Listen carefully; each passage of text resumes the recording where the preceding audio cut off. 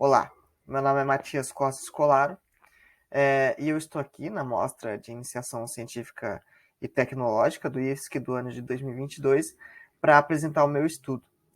Ele é ofertado por meio do edital de janeiro de 2021/PROP do Programa de Iniciação Científica Júnior, PIBIC-EM, referente a um edital referente ofertado ao ensino médio, né? E tem como título Arte e Cultura Remota para os seus ouvidos. Um estudo sobre a percepção de ouvintes acerca de um podcast literário. Bem, agora eu trago um pouco das especificações e dos objetivos da nossa pesquisa. A presente pesquisa é agraciada e proporcionada por meio do edital de janeiro de 2021/PROP, como já citei anteriormente, é o Programa de Iniciação Científica Júnior, que é ofertado pelo Instituto Federal de Educação, Ciência e Tecnologia de Santa Catarina, o IFSC, em parceria com o CNPq. Os membros são 2 membros que constituem essa pesquisa. Leonardo da Silva, coordenador do projeto, e eu, Matias Costa Escolaro, bolsista do projeto e egresso do IFSC, do Instituto Federal de Santa Catarina. A presente pesquisa tem como objetivo principal compreender os efeitos de um podcast literário na possível formação de uma consciência crítica de seus ouvintes e espectadores, e mais do que isso, compreender também o papel dela na reflexão, no diálogo e no debate acerca da obra e da leitura em si.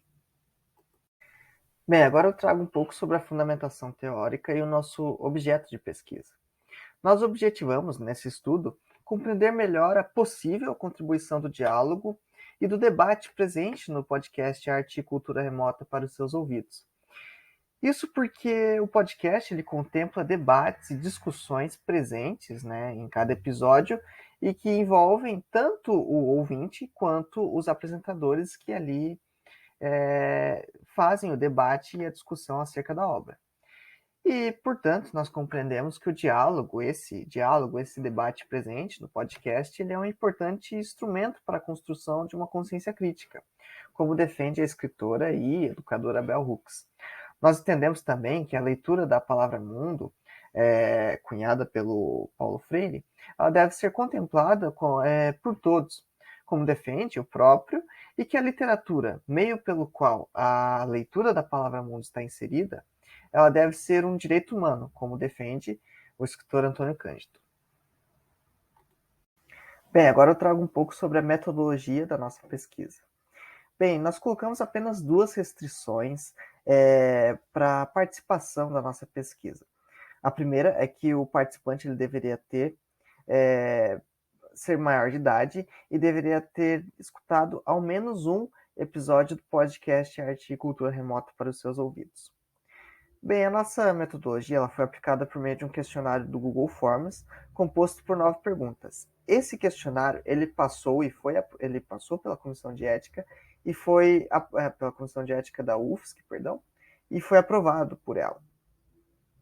Bem, destas 9 perguntas, 2 eram de múltipla escolha, pois tinham um caráter quantitativo, com o objetivo de nós pesquisadores conhecermos melhor o participante, e as outras 7 tinham a caixa de resposta livre, para nós entendermos de fato como era a interação desse participante com o podcast, qual era a interação, qual era o vínculo dele com o podcast e com os episódios. Bem, agora eu trago um pouco sobre os resultados e a discussão dos nossos dados, né, dos dados obtidos em nosso estudo. Em relação às 2 primeiras perguntas, que, como eu citei, tinham um caráter quantitativo, nós obtivemos as seguintes respostas. A maioria dos participantes, cerca de 53%, escutou apenas um episódio, enquanto que a minoria teve contatos mais vezes, né, com o podcast.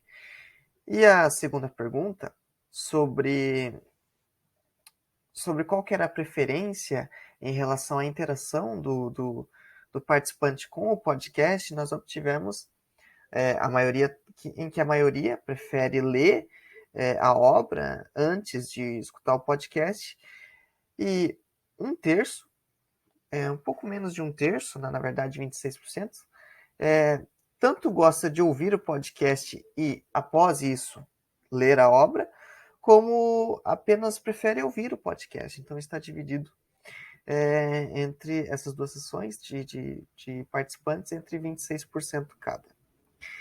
Bem, além dessas duas perguntas, nós tivemos respostas às outras 7 efetuadas na pesquisa. Bem, e aqui estão as outras 7 perguntas referentes à nossa pesquisa. Todas estas perguntas, como elas tinham um caráter qualitativo, elas buscavam, por meio da caixa de resposta livre, compreender melhor a interação dos ouvintes com o podcast. Bem, agora eu trago alguns destaques que os participantes trouxeram ao responder o questionário. Eles destacaram que costumam buscar em outros ambientes virtuais, como o YouTube ou até outros canais de divulgação literária, informações e reflexão acerca da obra que eles estão lendo. E também enfatizaram a importância do diálogo presente no podcast e da troca da troca de ideias e de opiniões que o podcast traz ao ouvinte. Bem, chegando no final da nossa sessão de resultados e discussão, nós, pesquisadores, compreendemos que a escuta ativa do participante, a escuta ativa do ouvinte do podcast, possibilitou uma maior reflexão e um maior aprofundamento acerca da leitura e da obra em si. Isso porque os participantes tiveram acesso também a outras opiniões que divergiam, contrastavam ou até convergiam da opinião deles. E isso contribuiu para o debate, mesmo que de forma passiva. Passiva porque eles não tinham acesso direto a esse diálogo, pois eles não estavam presentes no podcast, mas tinham acesso ao diálogo e ao debate presente no podcast e feito pelos apresentadores. Inclusive, alguns participantes destacaram também a importância da participação no podcast, em alguns episódios do podcast, da participação tanto do autor do livro quanto de alguns pesquisadores do livro, o que gerou um maior aprofundamento acerca da reflexão da leitura e da obra em si. Nós compreendemos, portanto, que o diálogo e a reflexão presente no podcast contribuiu para a formação do pensamento crítico, como defende a educadora Bell Hooks, e vai além. O diálogo presente no podcast proporcionou pluralidade de ideias e pluralidade também de pensamentos. Bem, agora eu trago as considerações finais do nosso estudo. Nós concluímos que o podcast em questão ele pode ser entendido como uma ferramenta educacional capaz de fomentar não apenas a leitura, mas também a reflexão sobre a literatura e sobre a sociedade.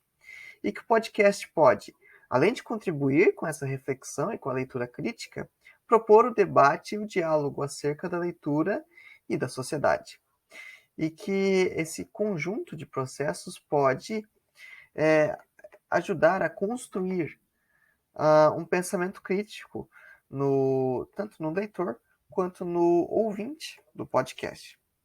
Nós enfatizamos, assim, a necessidade de democratizar o acesso ao ambiente tecnológico a fim de viabilizar o processo de formação crítica de todos e ampliar o acesso não apenas à literatura, mas também à leitura. Essas são algumas referências que nós trouxemos em nosso estudo. Por fim, eu trago o nosso agradecimento.